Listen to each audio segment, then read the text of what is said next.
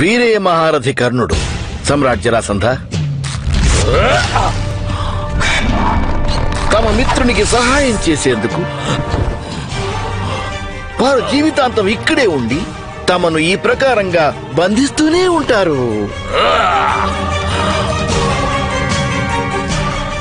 మీ అహంకారం నశించిపోతుంది, మీ శక్తి సన్నగిల్లిపోతుంది, ఆత్మరక్షణ భావన మీలో తొలగిపోతుంది. కాని మహారథి కర్ణుని మైత్రి ఎప్పటికీ సన్నగిల్లదు.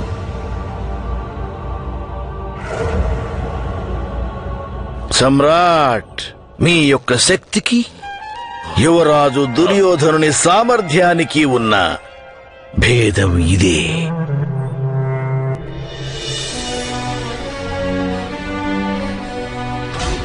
సామర్థ్యం ఏమిటంటే నూతన సృష్టి చేయగలగడం. ఇక శక్తి అంటే ఏమిటంటే ఆ సృష్టికి విఘాతం కలిగించడం. ఈ రెండింటికీ ఆవశ్యకత ఉంది, కాని ప్రాముఖ్యం సామర్థ్యానికే అధికంగా ఉంటుంది.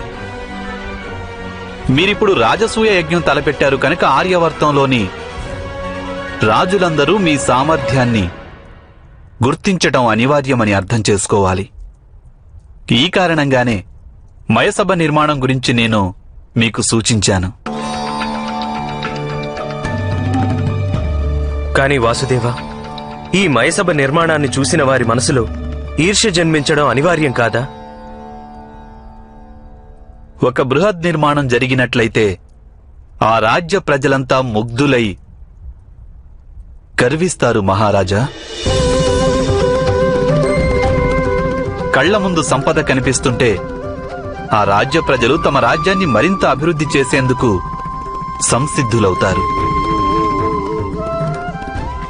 రాజు యొక్క సామర్థ్యం తన సైన్యంలో ఉండదు, సహచరుల బలంలో గాని అధికారంలో గాని ఉండదు. రాజు యొక్క సామర్థ్యం తన రాజ్య ప్రజల దేశాభిమానంలోనూ, మిత్రుల విశ్వాసంలోనూ, అలాగే శత్రువుల ఈర్ష్యలోనూ ఉంటుంది. రాజు యొక్క సామర్థ్యం తన సైన్యంలో ఉంటుంది, తన సహచరులలో ఉంటుంది, తన అధికారంలో ఉంటుంది.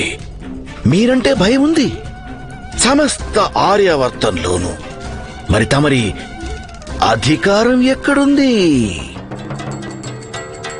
ఎవరున్నారు దూర సుదూర ప్రదేశాలలో సైతం తమ ఆదేశాలను అమలు చేయగలిగిన వారు? ఈ కారణంగానే సమ్రాట్ జరాసంధ నేటి వరకు తమరు మాయదారి కృష్ణుని చంపలేకపోయారు.